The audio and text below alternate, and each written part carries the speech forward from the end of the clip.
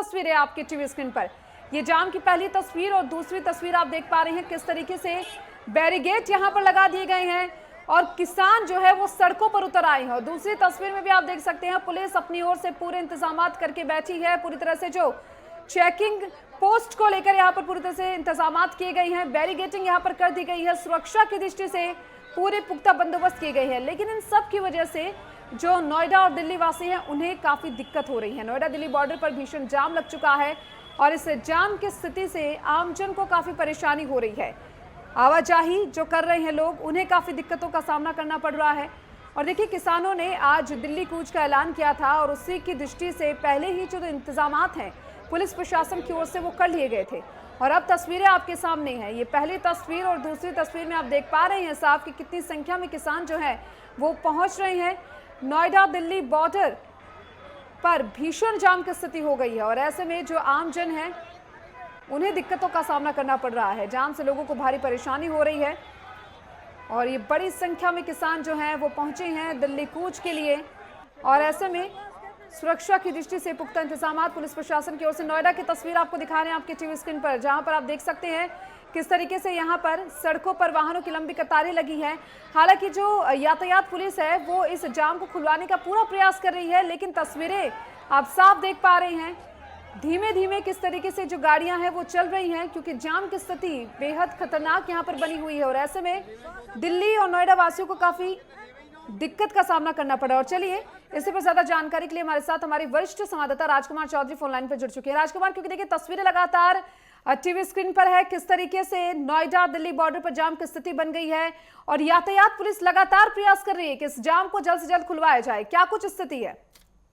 देखिए दीपिका, बेसिकली अगर बात करें हम तो जनपद गौतम बुद्ध नगर, उत्तर प्रदेश के जनपद गौतम बुद्ध नगर में नोएडा, ग्रेटर नोएडा, यमुना, तीनों विकास प्राधिकरण जो है वो डेवलपमेंट करते हैं।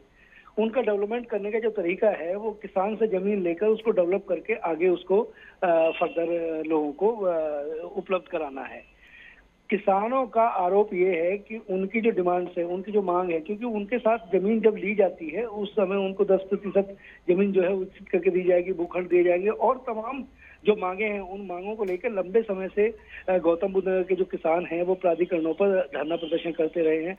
कल शाम को एक बहुत महत्वपूर्ण बैठक थी जिसमें जिलाधिकारी, कमिश्नर और बाकी और तमाम तीनों प्राधिकरणों के जो मुख्य कार्यपालक अधिकारी हैं वो मौजूद थे। उसमें किसान प्रतिनिधि भी थे। उन किसान प्रतिनिधियों के साथ बातचीत करने का प्रयास किया, लेकिन उन्होंने कॉल कर रखी थी कि वो आज जो है वो प्रदर्शन करने के लिए दिल्ली को, संसद को घेरने के लिए आज निकलेंगे। और इसी को देखते हुए तकरीबन 4000 पुलिसकर्मियों की व्यवस्था पुलिस के द्वारा की गई, गौतम बुद्ध नगर पुलिस के द्वारा की गई।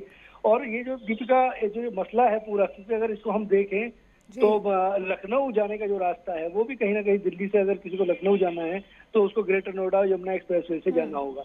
इसी पर महामाया फ्लाईओवर एक जगह पड़ती है, उस जगह पर धरना देने की बात थी। वहां पे पुलिस ने अपने बैरिकेड लगाए हुए हैं और लगातार किसानों के जो नेता हैं उनसे बातचीत हो रही है, लगातार प्रयास किए जा रहे हैं। लेकिन जाम की वजह से लोगों का जीना दुभर है, मतलब परेशान है लोग। इन जो परिस्थितियां हैं प्रशासन इसको लेके लगा हुआ है कि किस तरीके से इस जाम को खुलवाया जाए। हालांकि अब धीरे धीरे स्थिति सामान्य होती हुई दिख रही है, क्योंकि संसद जो है उसको भी 2 दिन के लिए स्थगित, 1 दिन के लिए स्थगित कर दिया है। तो किसान जो है वो धीरे धीरे थोड़ा थोड़ा छटते हुए नजर आ रहे हैं। तो जाम की जो व्यवस्था है उसको वैकल्पिक एक व्यवस्था, जो वैकल्पिक रास्ते हैं दिल्ली जाने के या दिल्ली से उत्तर प्रदेश की सीमा में जाने के, उनसे जो है वो वाहनों को निकालने का प्रयास किया जा रहा है। और पुलिस सुरक्षा व्यवस्था को लेकर तमाम जो पुलिसकर्मी है, जो अधिकारी हैं, वो इस पर नजर बनाए हुए हैं। इसके अलावा उत्तर प्रदेश के मुख्यमंत्री योगी आदित्यनाथ और उसके अलावा तमाम, क्योंकि अगर कहीं भी गौतम बुद्ध नगर अगर सीमा पर कोई इस तरीके का जाम होता है तो इसको गंभीरता से लिया है। मुख्यमंत्री ने भी किसानों से बात करने के लिए, वार्ता करने के लिए सारे रास्ते खुले हुए रखे हैं, लेकिन अब किसान कब तक मानते हैं ये देखना बड़ा दिलचस्प होगा। बिल्कुल राजकुमार, साथ ही क्योंकि देखिए बड़ी संख्या में जो किसान है वो दिल्ली की ओर कूच करते हुए दिखाई दे रहे हैं, जिससे ये स्थिति उत्पन्न हुई है। ऐसे में सुरक्षा की दृष्टि से क्या कुछ इंतजाम किए गए हैं पुलिस प्रशासन की ओर से? देखिए, इस समय अगर बात करें हम गौतम बुद्ध नगर की, उत्तर प्रदेश के गौतम बुद्ध नगर जनपद की, तो यहाँ पे कमिश्नरी व्यवस्था है। एक कमिश्नर आईजी स्तर का अधिकारी होता है, डीआईजी स्तर के 2 अधिकारियों को, डीआईजी लॉ एंड ऑर्डर और डीआईजी हेडक्वार्टर, इसको लीड कर रहे हैं। उसके अलावा डीसीपी ट्रैफिक को लगाया गया है। 4000 के आसपास पुलिस कर्मियों को सुरक्षा व्यवस्था में लगाया हुआ है कि कहीं भी किसी तरीके का उपद्रव नहीं होना चाहिए। और अभी स्थिति सामान्य। उसके अलावा 25 जिलों के जो एसएचओ है उसके अलावा कुछ पीएससी और सैनिक बलों को भी, रैपिड एक्शन फोर्स का भी मदद जो है वो ली जा रही है। और अभी स्थिति फिलहाल, अभी तक जब तक हम बात कर रहे हैं तब तक स्थिति नियंत्रण में है।